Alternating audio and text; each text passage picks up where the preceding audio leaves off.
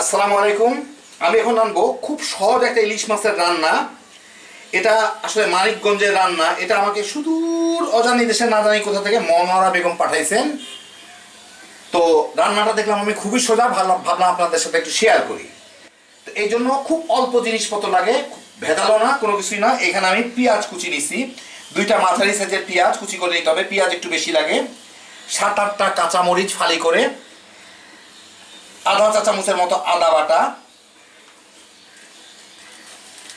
এর সাথে স্বাদ মতো লবণ দিয়ে, লবণটা পরে দেখবো আমি আরো, আর একটু সরিষার তেল দিয়ে এটাকে মাখতে হবে। একটু মানে সরিষার তেলটা মোটামুটি যথেষ্টই হবে, কারণ এটা শুধু তেলের উপরে রান্নাটা হবে আর কি। তো আমি দেখি, লাগলে পরে আরো দিব।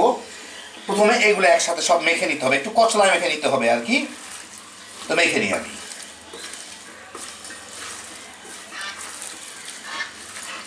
কচলায় মানে পেঁয়াজের কোষগুলা যাতে খুলে খুলে যায়।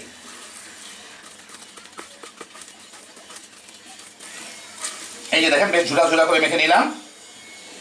এখন এর সাথে আমি কয় পিস ইলিশ মাছ দিব, এই মাথা লেজ টেজ সব সহকারেই এর সাথে দিব। মেখে নিতে হবে। তো মেখে নিলেও কি না নিলেও কি এটা পরে একসাথেই হয়ে যাবে আর কি, তবুও মেখে নিই আর কি। যাই হোক, মোটামুটি মাখা হইলো মাছগুলা যাতে সোজা হয়ে থাকে। এখন এর মধ্যে আমার পানি দিয়ে দিতে হবে, মাছগুলা মোটামুটি যাতে ডুবে থাকে।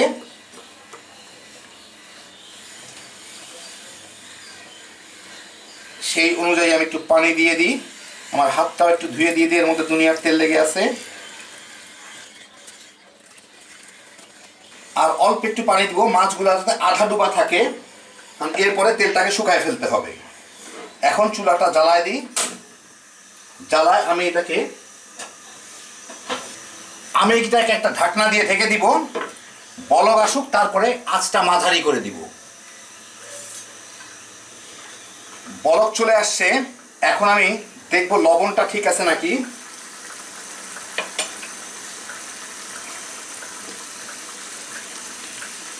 লবণ পারফেক্ট আছে। এখন আমি এটাকে ঢেকেই মাঝারি আঁচে রান্না করব, আর ঝোলটা অর্ধেক হয়ে গেলে এটাকে একবারে উল্টায় দিব। 8-10 মিনিট পরে পানিটাও একটু কমে গেছে। আমি এখন এটাকে উল্টায় দিব, মাছগুলাকে, হ্যাঁ লাগেনি, উল্টায় দিব। উল্টায় ঝোলটা টানা পর্যন্ত অপেক্ষা করব, যাতে তেলের উপরে মাছটা উঠে আসে। ব্যাস, খুব সিম্পল জিনিস এটা।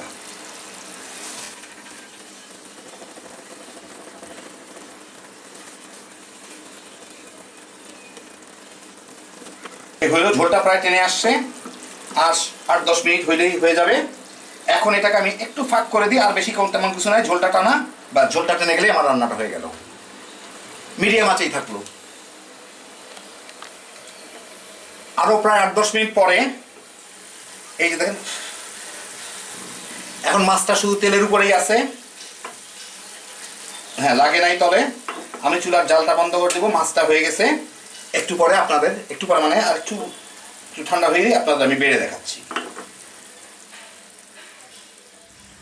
তো এই যে দেখেন, হয়ে গেল আমার মনোয়ারা বেগমের রেসিপিতে মানিকগঞ্জের সহজ সরল ইলিশ মাছ ভুনা বলতে পারেন এটাকে। ইলিশ মাছ রান্না না, এটা অনেকটা ভুনাই, শুধুমাত্র সরিষার তেল, পেঁয়াজ আর অল্প একটু আদা বাটা দিয়ে। হ্যাপি জোশের একটা আইটেম। এতে যেমন ইলিশের ঘ্রাণটা বজায় থাকে, খাইতেও দারুণ মজা। আর পেঁয়াজ একটু বেশি দিতে হয়, কোনো অসুবিধা নাই। সবসময় পেঁয়াজের দাম একরকম থাকে না, তো মোটামুটিভাবে কমলে এইগুলো করা ভালো। তো দেখেন কত সহজে ঝটপট হয়ে যায়, কোনো মশলা টশলার দরকার নাই, কোনো মাখা মানে ভুনা টুনার কোনো কিছু নাই। হ্যাপি জোশের একটা আইটেম। কারণ আপনারাও দেখে গেলেন, খালি বানাইবেন আর তামা করে খাইবেন। অনেক ধন্যবাদ মনোয়ারা বেগমকে এই রেসিপিটা পাঠানোর জন্য।